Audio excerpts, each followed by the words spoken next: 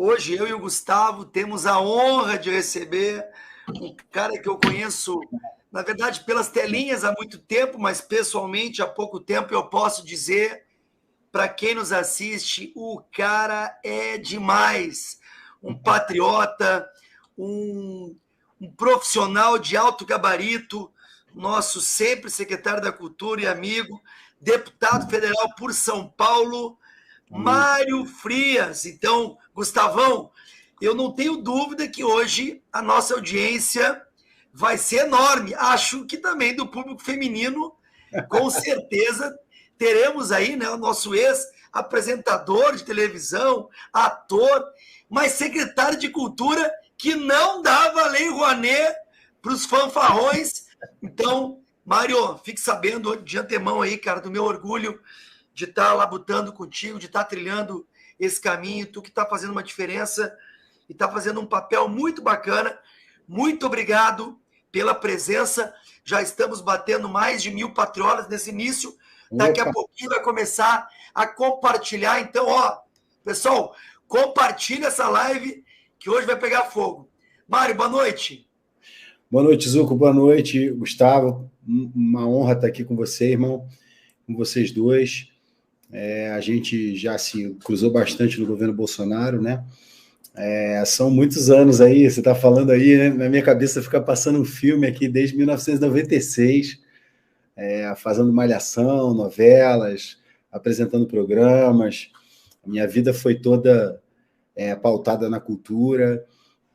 Foi algo que só me traz gratidão e alegria, né? Porque eu construí uma vida, uma família.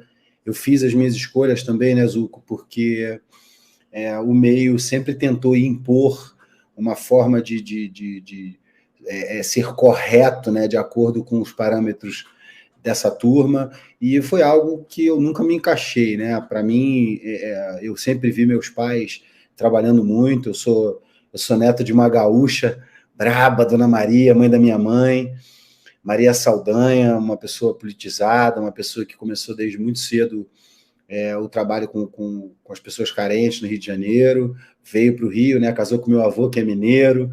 Então eu tenho um amor muito grande pelo Brasil, pelo povo brasileiro, e confesso, irmão, para vocês dois, eu confesso que eu fiquei muitos anos amordaçado, né, porque o Teatro das Tesouras nunca permitiu que a gente tivesse uma opinião conservadora, em lugar nenhum, né? Tanto no lado profissional, quanto no lado social, né? Da própria profissão também. E a chegada do então deputado Jair Bolsonaro a candidato à presidência em 2018 foi algo que acho que, assim como eu, né?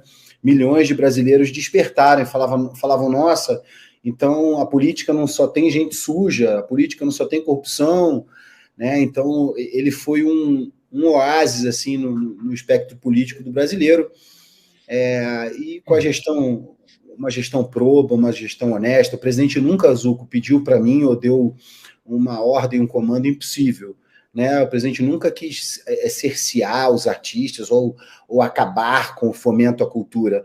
A questão ali, que é muito séria, é uma questão de fazer bom uso do dinheiro público e não ter o dinheiro público como arma política ideológica, né, para trabalhar, para eleger um grupo que a gente sabe que foi hegemônico nos últimos 20 anos, pelo menos, de política, né? Eu acompanho desde 1983, né?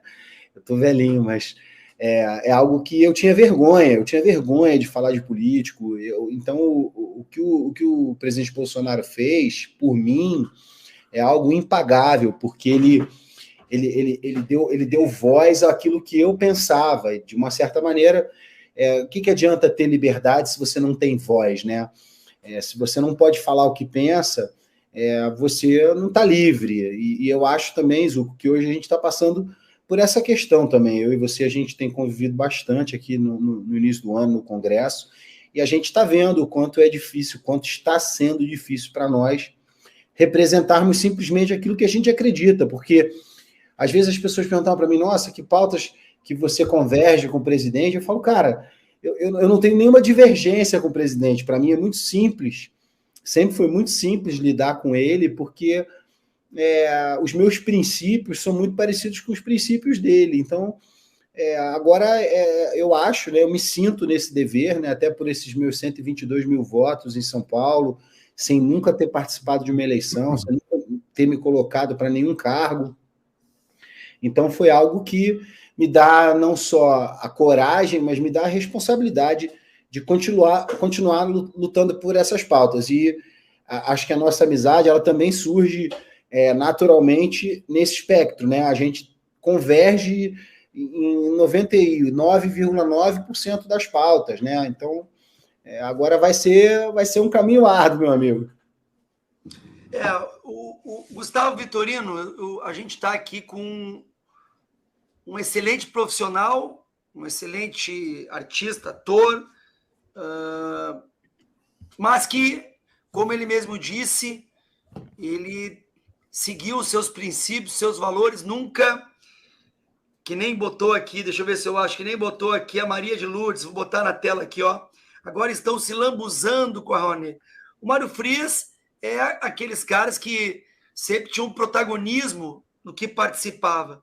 E foi convidado pelo presidente realmente para moralizar uma área, a área da cultura, que eu sei, Gustavo, que tu, como também cantor, jornalista, tu valoriza muito. Então, Gustavão, estamos com um cara hoje para nos dar uma aula e é importante que o Mário vai poder pautar, vai poder falar um pouco sobre essa mística da Lei Rouanet, já que ele foi nosso secretário da Cultura com muito sucesso, economizou, por que não dizer, bilhões de reais, já que estamos vendo aí que está realmente virando mais uma vez o dinheiro do contribuinte gasto em pautas da cultura que não eram ideais.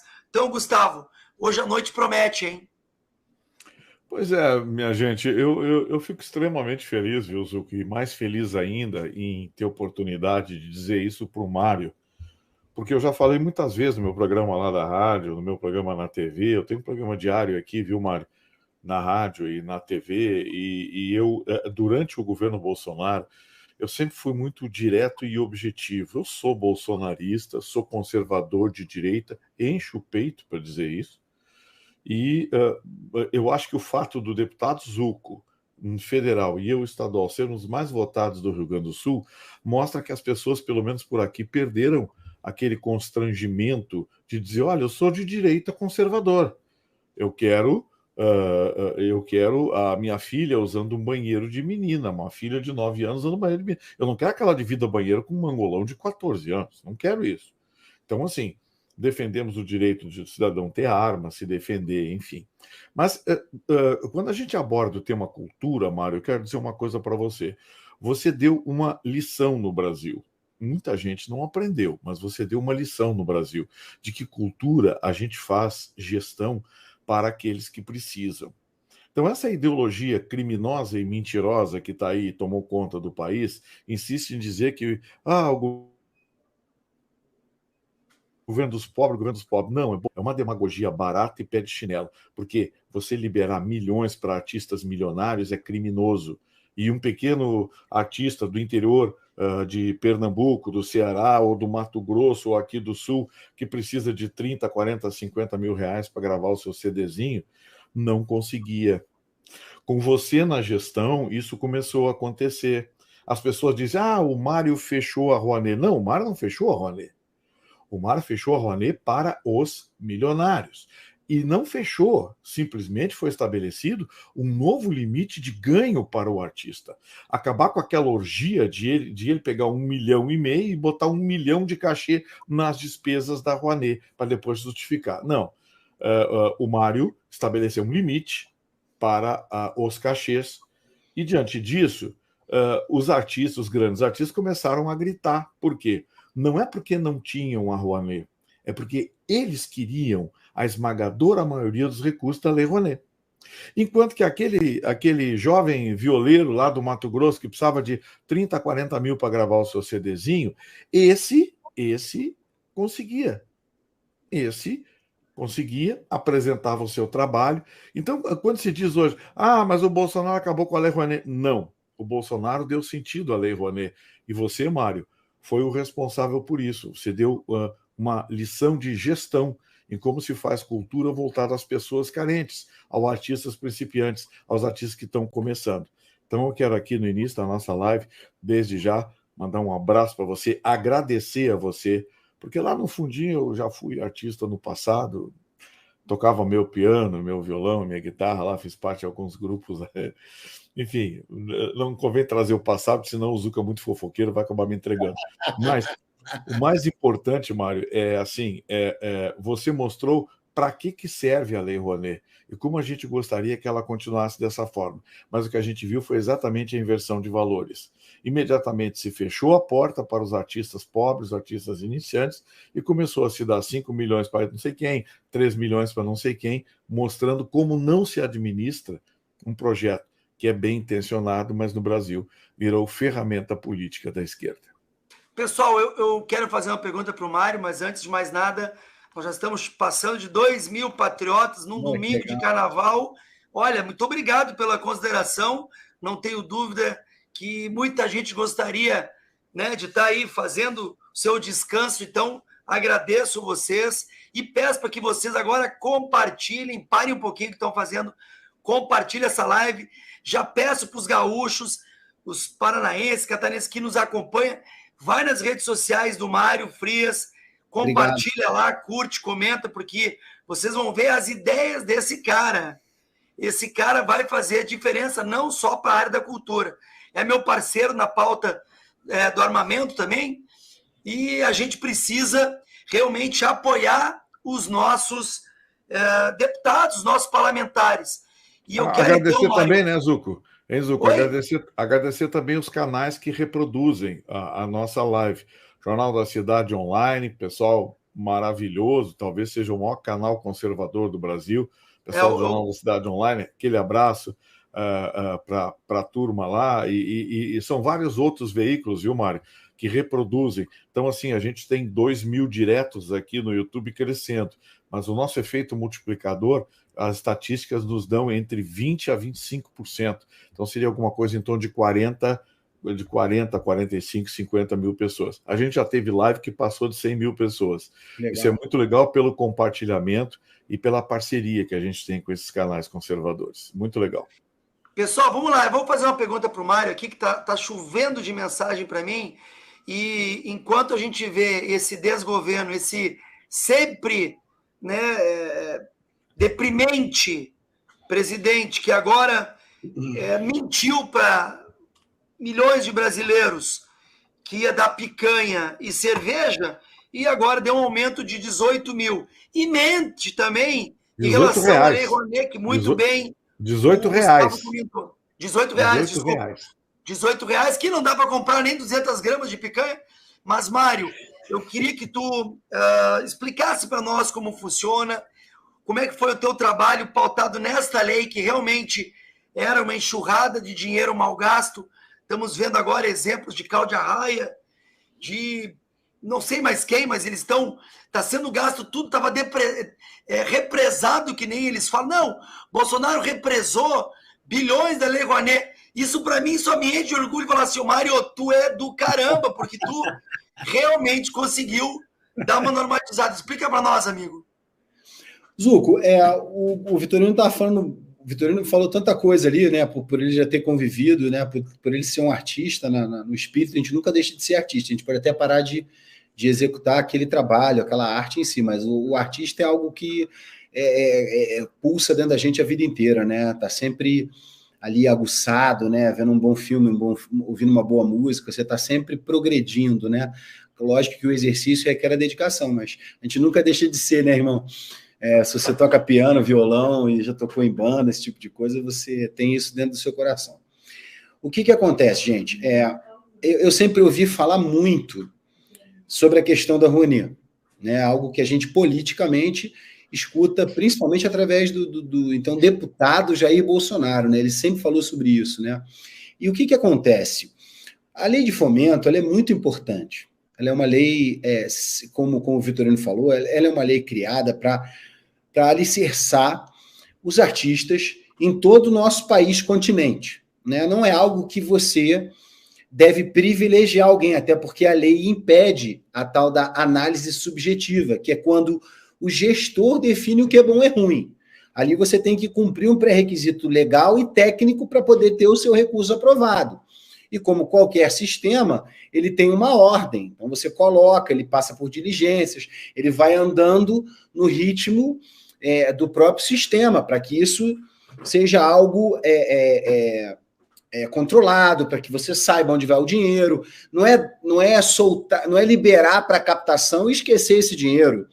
E aí tem muita gente que diz assim, isso não é dinheiro público, porque o governo não pega e dá o dinheiro. Não, peraí, vamos lá, vou explicar. O dinheiro que vai para o investimento em cultura, ele é um dinheiro de renúncia fiscal do governo federal. Então, todo o projeto de Rouanet, não importa se ele está numa cidade do interior ou numa grande capital, ele é dinheiro federal de impostos, sim, porque ele é previsto no ano anterior e a empresa pode investir até 4% daquilo que ela pagaria como imposto em troca de investir na cultura para receber um retorno de mídia. Até aí tudo bem. É claro que você quer trabalhar com artistas grandes, você quer poder ter a tua empresa renunciando 4% do teu imposto para você ter algum tipo de mídia, porque aí você soma a tua verba de marketing, você faz um estardalhaço anual, como você tem grandes empresas que fazem, Petrobras, Vale e por aí vai. Esse não é o grande problema. O problema não é a renúncia, o problema não é a liberação do recurso de fomento à cultura. O problema é que, descaradamente, ao longo de 15 anos, a lei, se não me engano, tem 31 anos, se não me engano, a Lei Rouanet tem 31 anos. A gente, na Secretaria de Cultura, na gestão Bolsonaro, pensa bem, na gestão Bolsonaro, a gente teve acesso a informações que mostram que havia um passivo de 13 bilhões de reais. Esse passivo, Zuco, Vitorino, a gente não faz nem ideia. Quando eu falo de passivo, não é algo que eu recebi uma planilha dizendo, olha, você deve tanto, porque você comprou um carro, você comprou uma casa e você não pagou. Assim. Não é isso. A gente não sabe nem se o recurso foi destinado para a cultura. Então, assim, não é só o absurdo financeiro. Então, o que acontece? O governo Bolsonaro, só na minha gestão, liberou entre Lei Rouanet e a Lei Paulo Gustavo 7 bilhões de reais. A questão é que todo o projeto, Zuco e Vitorino, ele cumpria todo o devido processo legal. Então, quando a dona Cláudia Raia me procurava, eu ficava brava porque o projeto dela não saía, eu não estava represando o projeto dela. Isso não existe, isso é uma falácia, uma mentira. A questão é que ela quer imediatamente que o projeto dela seja assinado, e não vai ser comigo sentado na cadeira. Por quê? E aí tem uma coisa que o Vitorino falou que é interessante, Zuco. Por quê? Nós pegamos o teto, o presidente, quando assumiu, baixou o teto para 1 milhão. Já foi uma chiadeira.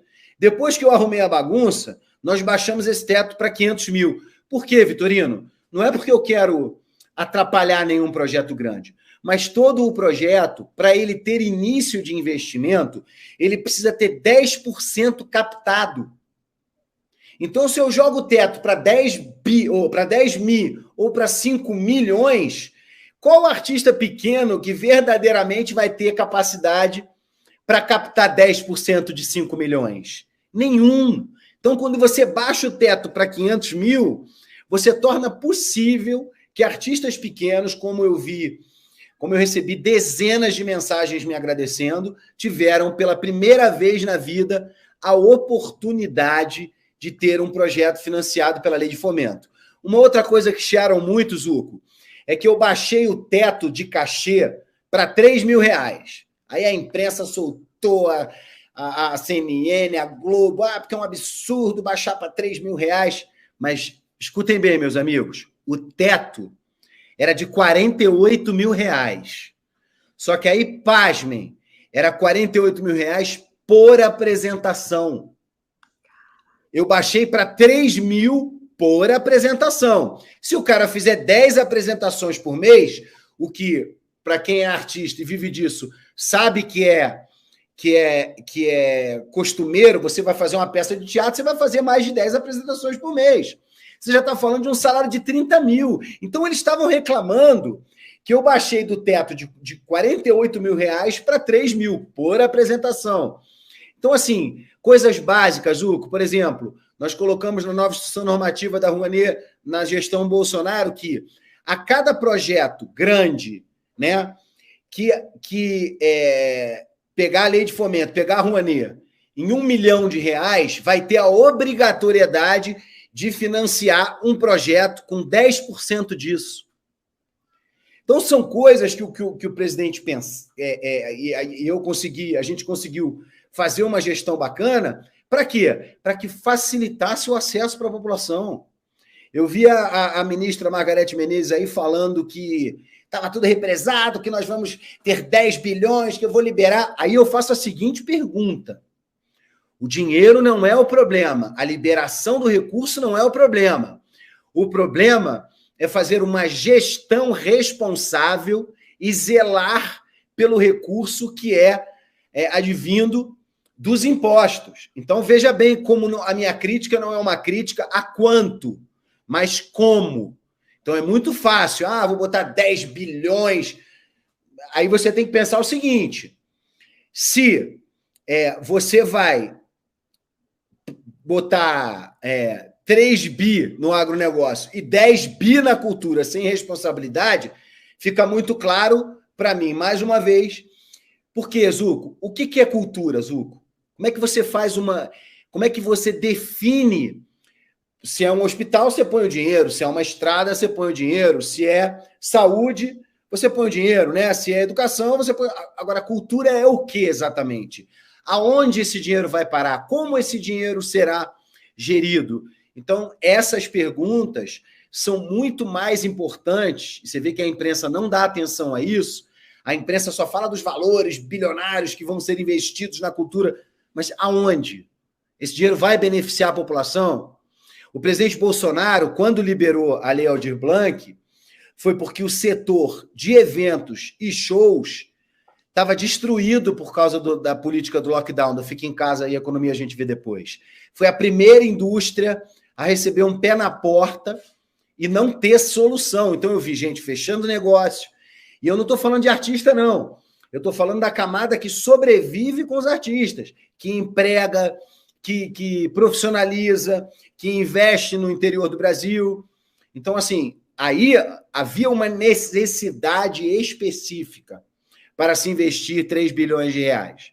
Aí, óbvio que depois virou a bagunça de sempre, os caras manobraram como quiseram, e eu tenho críticas, tanto a Rouanet quanto a Aldir Blanc, e a nova lei Paulo Gustavo também. Por quê, gente? É óbvio que eu quero que o setor se desenvolva, é óbvio que eu quero capacitação, profissionalização, é óbvio, eu venho disso. O que eu não aceito, como eu não aceitaria na minha vida, é jorrar dinheiro somente para o grupinho político ideológico, porque é isso que acontece. Gustavo Vitorino, que aula, hein? E vocês... Eu acho que o Mário deixou bem claro aí o que acontece, acho que não resta dúvida. Para quem não conhecia, agora fica sabendo o que foi a gestão dele, que foi a gestão Bolsonaro na cultura. Só que tem uma coisa, eu estou recebendo mensagem aqui no meu link direto aqui, as pessoas, em vez de fazer perguntas para o Mário sobre a Lei Rouanet, sobre a gestão, já teve 2 perguntas aqui iguais. A dona Sofia e a dona Margarete perguntando, ô Mário, o beijo na boca na novela é de verdade? Pô, gente, isso não é pergunta que se faz essa hora. Né? Como tudo na vida, às vezes é de verdade, às vezes não é de verdade, mas 90% das vezes não é de verdade. Mas olha, Gustavão, eu vou provocar aqui, e é importante essa explicação, porque realmente a gente vê como eles mentem. O que eu fico... eu acho que o Mário deve estar se surpreendendo também agora no mundo da política, né? Depois de ele ter tido uma carreira brilhante como ator, apresentador, e agora como gestor, ele deve ter visto como este desgoverno mentiu para atingir um objetivo. Eu até quero fazer uma colocação sobre as eleições que passaram, e eu fui verificar esses números, eu fiquei chateado em saber que 37 milhões não foram votar. E isso realmente fez a diferença, porque para aquele que oferecia picanha e cerveja, acabou tendo uma repercussão muito negativa para nós. Melinho, coloca...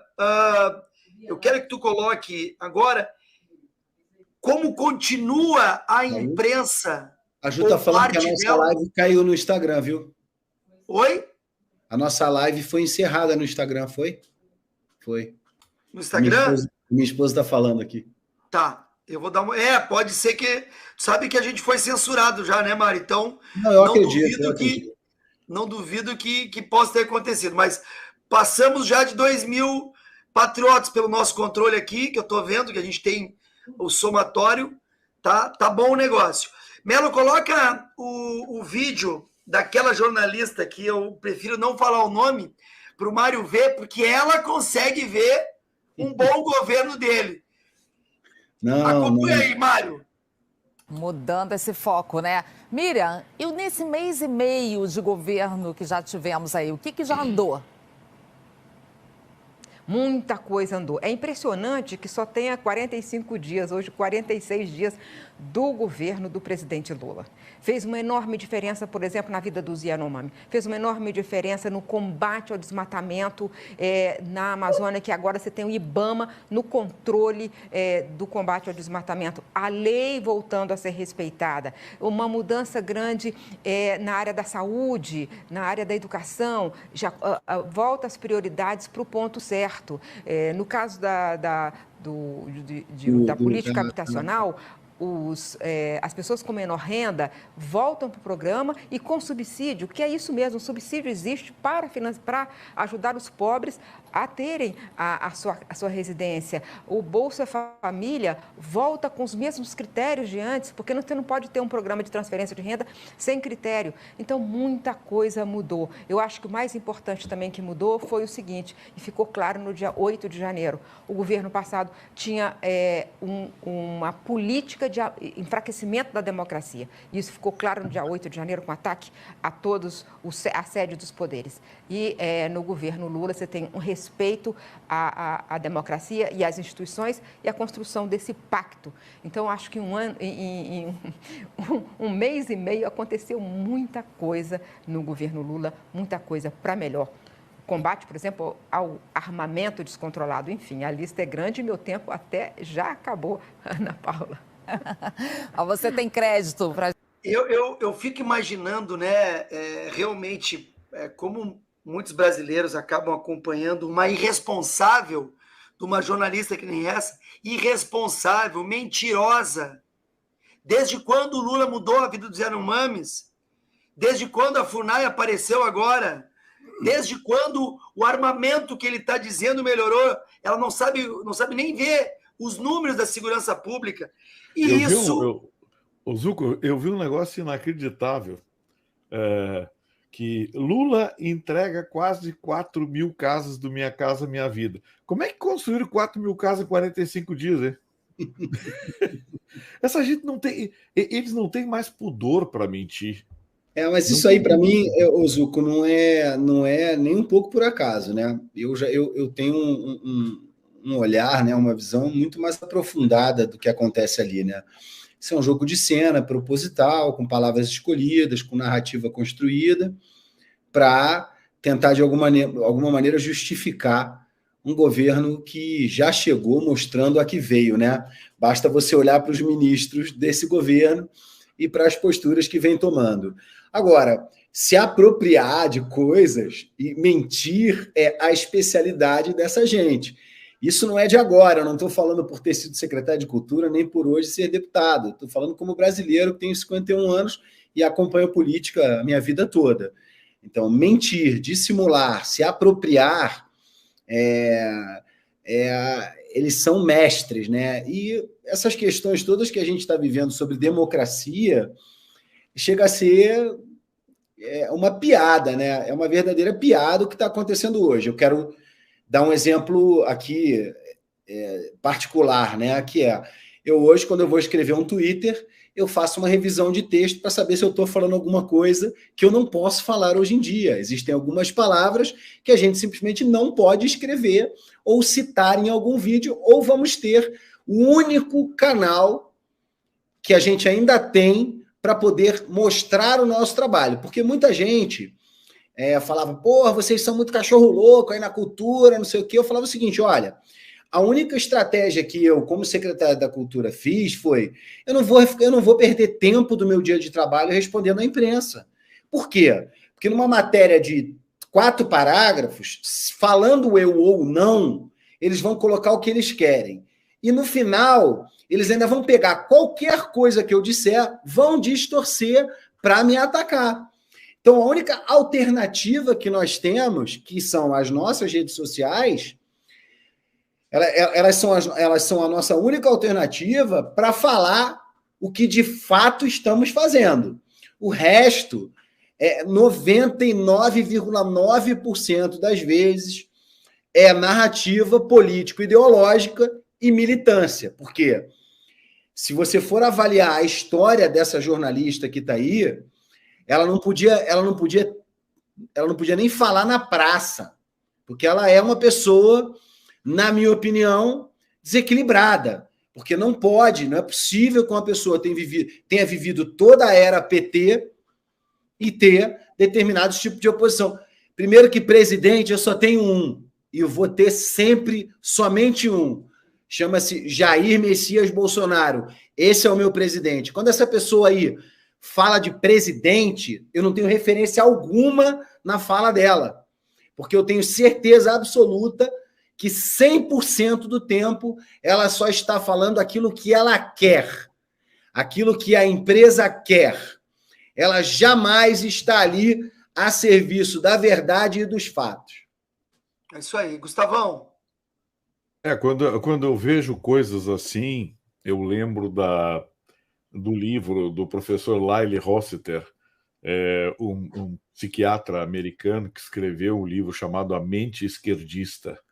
A forma como essas pessoas distorcem a realidade. Elas não enxergam o mundo que está à sua volta. Elas enxergam o seu mundo que elas criaram no seu íntimo e desconhecem tudo que está à sua volta como uma coisa, quase que com um comportamento psicopático.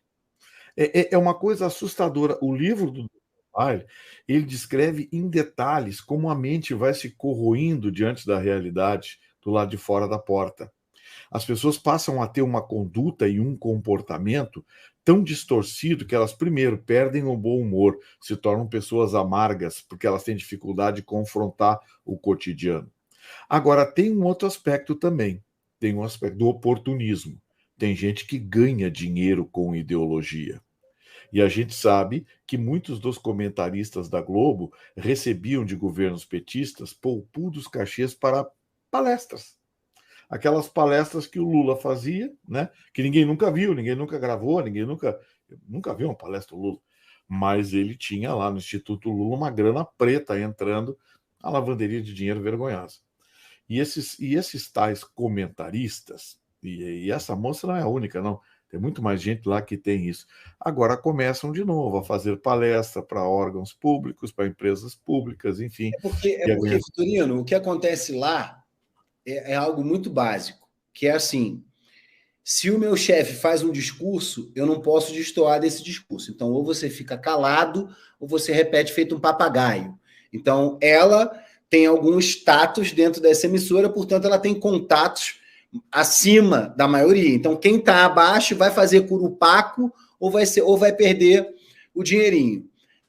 A gente viu também, ao longo de muitos anos aqui, a política sobreviver disso também, porque eles continuam fazendo claque, fazendo coro para esse tipo de narrativa construída e afirmada pela imprensa diariamente. Agora, o que é legal, o que é bonito da questão de você entender a forma do presidente Bolsonaro governar é que eu e o Zucco, por exemplo, a gente pode ter divergências, mas a gente vai sentar e vai conversar. Então, isso é algo que nunca se viu no Congresso.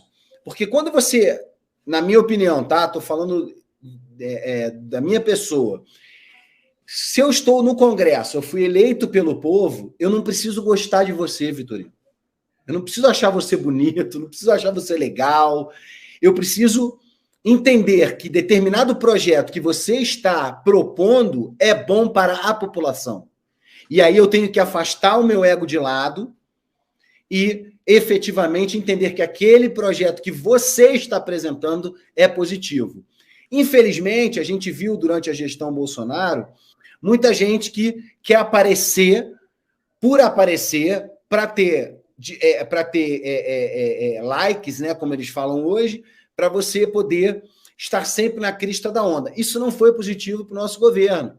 E não será para esse governo também. Uma coisa é você... Eu sou ator, se eu quiser fazer cena, se eu usar o plenário da Câmara para fazer cena, eu provavelmente vou conseguir algum êxito. Mas é muito claro na minha vida que eu sou um deputado federal e ali eu não sou um ator. As minhas redes sociais, eu tenho o compromisso de usar esse meu veículo de comunicação para falar dos fatos, do meu trabalho, não para caçar likes. Então, isso é uma coisa que a gente tem que tomar muito cuidado, o Zucco sabe disso, a gente tem conversado em grupo, tem agora a mídia querendo vender que o PL está rachado, que o PL tem o PL raiz, tem o PL radical. Olha, de todas as reuniões que eu tive no partido, eu não convivi com nenhuma divergência grave, com nada que possa abalar as estruturas desse partido. Nada. Até porque muitos dos que já estavam na política, diferente de mim, que estou chegando agora, tiveram a experiência do PSL. Então, essa turma está madura.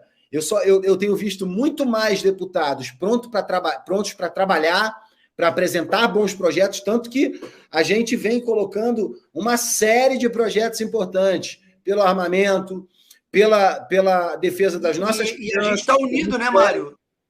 E a gente está unido. Muitas vezes o cara tira uma iniciativa deles para apoiar uma gestão única, que é o mais importante. O protagonismo tem que ser da direita, e não do Pedrinho, da Mariazinha, do Mário, do Zucco, do Gustavo. E até em cima disso que tu comentou, que está vindo uma enxurrada de comentários aqui, é justamente isso. Perguntamos o que nós podemos fazer. Então, o Mário está passando isso para vocês. É difícil, o Congresso não é uma estrutura que soluciona um problema do dia para a noite, mas nós estamos aí com uma CPMI do dia 8 de janeiro, brigando assinatura, faltam poucas assinaturas, temos um PDL para assustar essa barbaridade que foi o decreto do descondenado em relação ao armamento, mas, infelizmente, não é tão fácil assim, porque a velha política impera, né? Eu acho, às vezes, que eu até me coloco como cidadão, que ele vê a gente como uma linha de frente. E essa cobrança ela vai surgir mais exacerbada, mais equilibrada, mas não adianta a gente se posicionar para ficar dando resposta pública. Isso não é efetivo. O que nós precisamos fazer é o que eu vejo que estamos fazendo. Reuniões, bons projetos apresentados, as pessoas unidas para fazer aquilo que é melhor para o povo e não para cada um. Eu tenho visto isso e eu estou muito contente quando eu percebo que essa é a estratégia. E outra coisa, é um jogo de xadrez. O que está acontecendo hoje não é um jogo de jogo da velha, é um jogo de xadrez. Cada movimento vai ter um objetivo, cada recuo vai ter um objetivo.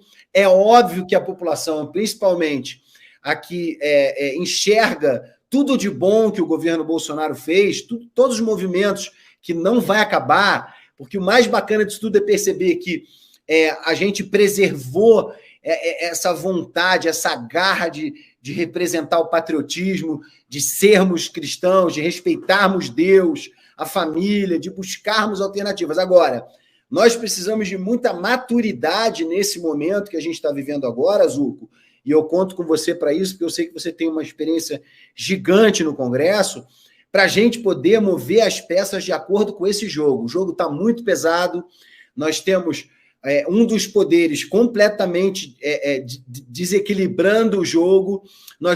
O Congresso, com uma série de erros durante a própria gestão do nosso presidente, está pagando um preço alto. Então, a gente, muitas vezes, como eu falei, mesmo sendo um deputado federal, eu estou pensando em que eu vou falar. Ora, a minha função é falar.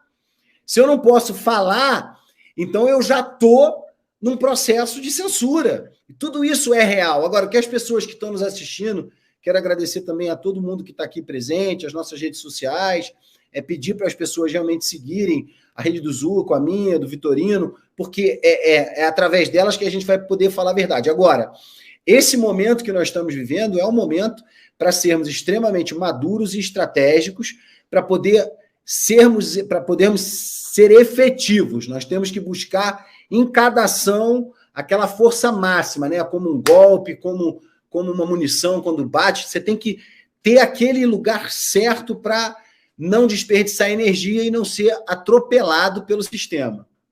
Olha só, eu vou passar um vídeo aqui para o Gustavo comentar, mas antes de mais nada agradecer a audiência enorme num domingo de carnaval. Muito obrigado, com certeza a gente sabe que vocês estão lutando por algo diferente como a gente. Nós estamos lutando por uma CPMI do dia 8 de janeiro, estamos acompanhando as pessoas que infelizmente estão presas, algumas injustamente. Eu sei que nós já falamos várias vezes que ninguém é a favor da depredação, do vandalismo, mas tem gente lá que declarou para nós, eu quero convidar o Mário na volta agora do Carnaval para a gente visitar lá a Papuda e a Colmeia, porque eu escutei do Nicolas, Mário, que tem mulheres lá que nem estavam no Congresso e estão presas até hoje. Então, realmente, que o direito deva ser respeitado. Ô, Melo, coloca os dois vídeos. Um do cara que quer ser famoso porque fez uma live cometendo um assalto, e o outro de um político, um descondenado aí, que eu acho que a palavra que ele mais fala é Bolsonaro. Coloca aí esse vídeo para nós. Apaixonado, né, rapaz? Pega. Vem, desce, porra. Desce, porra. Desce, caralho. Desce, porra. Desce, porra. Desce, porra. Desce. Sai. Me dá o cordão, tira o cordão. Me dá o cordão. Tem a polícia, tu, coroa? Que barbaridade. Correto. Hoje em dia... Vai tomar. Tira a aliança. Calma, mano. Tira a aliança. Calma. Ó, cadê o telefone? Tua cara, pô. Bora.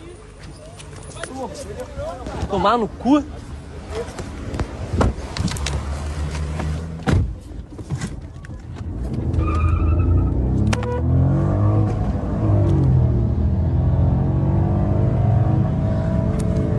Sai, por indiana, que o novinho fez pra tu.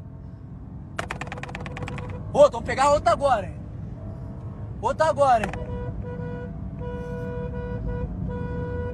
Tirando onda ainda. Vagabundo. Sem vergonha. Desce, Gustavo. porra, desce. Deu. Desce. Melinho, Desce. pode passar. Olha só, antes de passar o outro, segura um pouquinho. Antes de passar o outro, o Gustavo também é CAC, Mário. É colecionador, atirador, caçador. E a gente está acompanhando também. O Mário é outro cara que está à frente desse processo. Estamos também angariando assinatura para um PDL, como coautores. Na verdade, não é assinatura, somos coautores do projeto. E a gente está atento. E é uma busca incessante dessa CPMI para realmente ter aquele Flávio Dino para perguntar para aquele ministro por que ele está cometendo essas barbaridades, não só na omissão do dia 8, mas no trabalho no destrabalho, se é que dá para dizer assim, em relação à pauta armamentista. São milhares de empresas, de clubes de tiros que estão fechando. São 3 milhões de pessoas hoje, Zuco, trabalhando no setor. São 4,5% do PIB nacional. O que está sendo feito é revanchismo puro com irresponsabilidade, porque o decreto desse governo, desse presidente aí, ele não tem nem uma base teórica. Ele vai revogando sem justificar nenhum dos pontos do decreto. Então, o que é muito sério, que nós precisamos aqui esclarecer para a população é o seguinte: é uma indústria vital que emprega, capacita, arrecada. Essas pessoas hoje estão sem saber se elas vão ter um prato de comida. Estou falando de donos de clubes, estou falando de lojistas. Tem pessoas que estão com estoque preso, milhões investidos. Então, qual é a satisfação que essas pessoas estão dando? Quer dizer, que para ver uma cena como essa, desse vagabundo, desse garoto, assaltando com uma arma na mão, essa arma aí, que é ilegal, na mão de um vagabundo, ela vai ser tomada também. Então, há aí dois pesos, duas medidas completamente diferentes. Um é uma indústria pungente, que está empregando, que cresceu mais de 300% em 2021, de pessoas sérias, que têm que comprovar histórico criminal, que tem que fazer testes, que tem que comprar uma arma que não é barato. São pessoas que têm que provar a idoneidade. Então, peraí. Isso sim é uma ditadura, porque eu estou dizendo que eu não quero que tenha arma. Essa moça mesmo que estava há pouco aqui falando na Globo News aí, ela tem caso de andar armada, ela tinha um 38, ela se gabava que tinha um 38. Agora, para fazer o que ela fazia com 38 ilegal, eu não sei. Então, assim, a gente precisa ter precisa desenvolver um espectro de responsabilidade sobre o assunto. O decreto veio, é um decreto revanchista, não é um decreto criado legalmente ou judicialmente ou tecnicamente, que explique ponto a ponto o que ele revoga. Então, a situação é muito séria e fiquem vocês, todos que estão nos assistindo, sabendo que nós vamos lutar, sim, pelo direito da população de bem de ter a sua arma de fogo em casa para proteger sua família, para poder frequentar um clube de tiro e fazer tiro esportivo. Você sabe, Zuco, que a primeira medalha olímpica do Brasil é no tiro esportivo? Então, assim, a gente está jogando todo mundo num balaio como se fosse todo mundo bandido. Peraí, o bandido está aí, o ministro. O bandido está nesse vídeo aí. O que o senhor está fazendo para desarmar este bandido? É isso que eu quero saber. Desarmar a população de bem. Hoje quem tem problema para ter arma é quem tem CPF e CNPJ, né, Mário? Esse aí tem problema. Gustavão, coloca ali o vídeo do próximo vídeo. Quero que o Gustavo comente essa paixão avassaladora aí que esse cara tem pelo Bolsonaro. Do governo Bolsonaro. Repleto de bolsonaristas. Do ex-presidente da República. No exército de Bolsonaro. Do Bolsonaro. Mas do Bolsonaro, se o Bolsonaro, se o ex-presidente mandou coincidir do Bolsonaro, mas o bolsonarismo está aí, hein? O bolsonarismo está aí, e o bolsonarismo, o Bolsonaro, e vou te dizer uma coisa, rapaz. Bolsonaro... Aí é fogo de carnaval. Tá vendo? A gente essa live aí, ó, e cumprimentar o meu eterno capitão, o meu eterno presidente da República, rapaz. Só tem um. Gustavo, o que a gente está vendo, né, Zuco, é um negócio constrangedor, porque esse governo que está aí não tem proposta. Eles não têm proposta, não tem projeto de governo, o projeto deles é de poder. Eles querem imposto, eles querem dinheiro, eles só falam em vamos reformar isso, vamos não sei o quê. O revogaço, as pessoas não se deram conta, mas o revogaço trouxe uma carga tributária brutal de volta para o país, porque muitos daqueles impostos que o presidente Bolsonaro tinha reduzido voltaram a subir. Não bastasse isso, alguns impostos que estavam suspensos voltaram a ser cobrados. Ou seja, ainda ganharam 145 milhões de presente do antigo Congresso e agora ainda ganharam mais os 23, conforme a arrecadação. E o pior de tudo, o ministro Gilmar Mendes deu carta branca para o governo gastar o que quiser, desde que seja sem respeito a teto, limite, coisa nenhuma, teto de gasto, nada, desde que seja em programa social. Ou seja, liberou geral. O que essa gente vai fazer vai ser a mesma coisa que fez no passado. Eles vão encher as burras de dinheiro, quebrar o país, deixar o país violento, com um número de assassinatos brutal, a bandidagem tomando conta, o tráfico de drogas chegando a Brasília, porque o Vocês viram o rapaz aqui, ele foi transferido lá para Brasília, né? O líder do PCC, o rapaz está lá.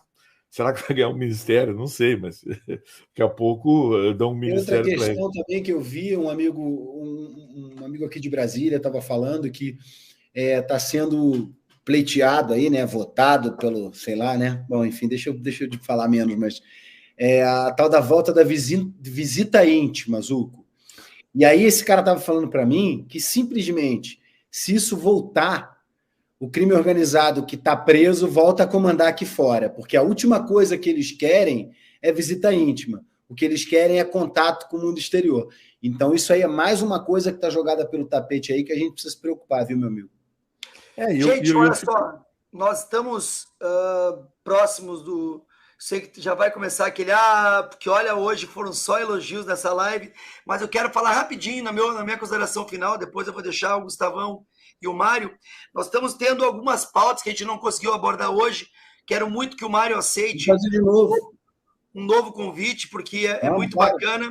A audiência foi muito boa para o domingo de carnaval. Com certeza, quando voltar, né, o trabalho, a galera vai entupir as nossas redes sociais. Mas algumas pautas que são importantes. Reforma tributária, inclusive fica aqui meu descontentamento em um grupo de trabalho que não teve uma representatividade aqui da região sul, não tem nenhum parlamentar Santa Catarina, do Paraná para baixo. E era importante nós pautarmos para que realmente seja uma reforma tributária que venha atender os anseios da população e não daqueles que querem aumento de impostos.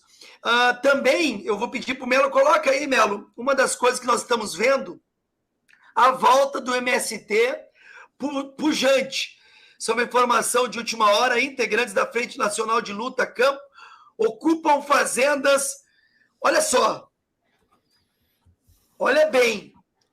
Aqui, Mário, se tu não sabe, mas na década de 90, me fugiu o nome do soldado ou sargento da brigada que foi decepado, que arrancaram a cabeça dele. A gente realmente ficou muito chateado com uma parcela do dia 8 que não nos representa o fato de depredar, de vandalizar, mas quem comete crimes, historicamente falando, são pautas relacionadas à esquerda. Então nós vamos ficar muito atentos a essas manifestações. Tem outro card também, Melo, que tu tinha colocado, coloca aquele outro que fala do MST também aí, para terminar minha participação, que também está preocupante em relação a esses movimentos sem terra. Enfim, eu quero agradecer a vocês. Hoje o Mário Frias deu uma aula sobre Lei Rouanet e a gente vai fazer os recortes depois e botar nas nossas redes sociais. E também pedir para que vocês acompanhem as redes sociais do deputado Mário Frias. Vocês vão ver que ele está aí, ó. Movimentos pela reforma agrária como ST e contar que tem se incomodado com o que vem, falta de prioridade em questão agrária. O presidente Bolsonaro foi o que mais liberou título de terra na história desse país. Os caras nunca quiseram fazer nada, pelo amor de Deus. E agora eles estão já ameaçando o governo desse descondenado. O próprio MST já está ameaçando. Mas vamos lá. Volta aí, Melinho. Então, pedir para que vocês sigam as redes sociais do deputado Mário Frias, sigam as pautas dele. A gente precisa que, neste momento, esses mais de 2.000 patriotas parem um pouquinho o que estão fazendo, vão nas redes sociais dos deputados que vocês conhecem, dos mais diversos estados da federação, para pedir para que eles assinem a CPMI do dia 8 de janeiro. Precisamos, sim, esclarecer muitas dúvidas referentes à responsabilidade do governo desse descondenado que já estava à frente.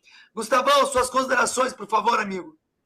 Bom, gente, só agradecer mais uma vez a companhia de todos, a parceria de todos. Mário, foi uma honra, viu, Mário? Você deu uma aula, muito obrigado por estar com a gente. Fico extremamente feliz. Saiba que aqui em Porto Alegre você tem um modesto deputado estadual, conservador, de direita aqui, que vai defender sempre as bandeiras do nosso eterno e o melhor presidente da história moderna do Brasil, Jair Bolsonaro, e que certamente são as suas bandeiras. Portanto, além desse grande amigo, deputado Zucco, que você terá aí em Brasília, você tem aqui em Porto Alegre também um amigo pronto a defender as suas pautas, as nossas pautas dos conservadores. Aqueles que nos acompanharam, grande abraço, muito obrigado pela companhia. Amanhã de manhã estou de volta, às 6 da manhã, lá na Rádio Pampa, depois da noite, 7 da noite, na TV Pampa. A todos, um bom domingo, um bom descanso. Mário, valeu, foi uma honra. Deputado, uma alegria sempre estar com o senhor, viu?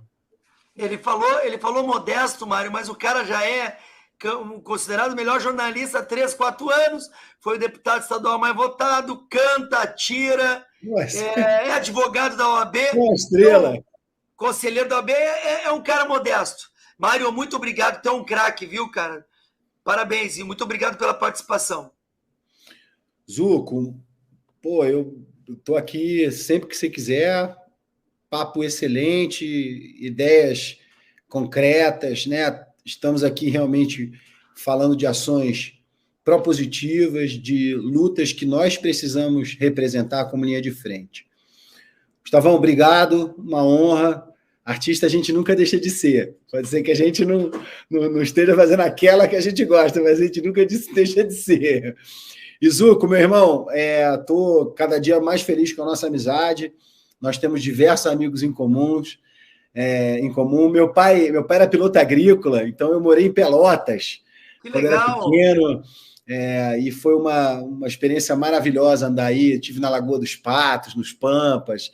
Eu tenho uma paixão muito especial pelo Rio Grande do Sul, né? Pelo sul do país. Morei no Paraná também, Santa Catarina. Então, eu tenho esse sangue bom aí, rapaz, que ferve nas minhas, graças a Deus. Gustavão, vamos marcar uma reunião com o Mário aqui, uma palestra para ele. O Mário traz a patroa, a gente faz ali um bem bolado e ele dá uma palestra aqui no Sul também sobre a pauta Lei Rouanet, que esse cara tem que rodar o Brasil explicando isso aí, hein? Tem, é importante. Obrigado, irmão. Todo mundo está assistindo a gente aí. Quem sabe aqui no Rio Grande do Sul a gente não aprende com a LIC-RS, que é a Lei de Incentivo à Cultura do Rio Grande do Sul. As leis são boas. O problema é quem é que está comandando lá em cima e o que está fazendo com o dinheiro. A lei não é ruim, eu nunca fui contra a lei. O que a gente lutou foi para moralizar o mecanismo. Quem sabe a gente aprende isso aqui no Sul também, né? Gente, obrigado, uma ótima semana. Voltem devagar no Carnaval. Fiquem com Deus e até domingo que vem, 19 horas. Um abraço.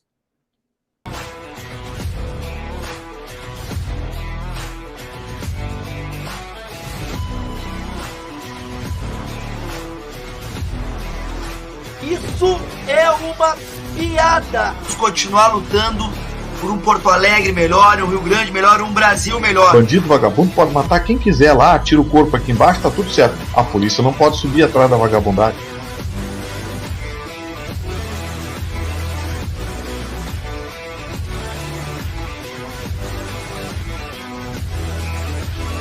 Boa noite, pessoal.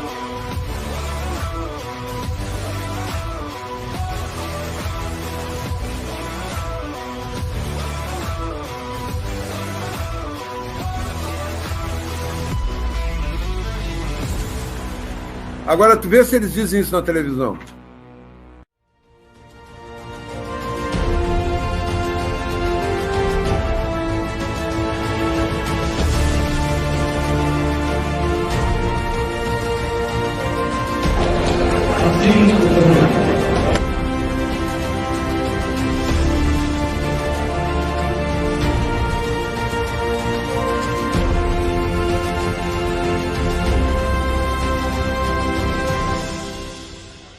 Assim eu prometo!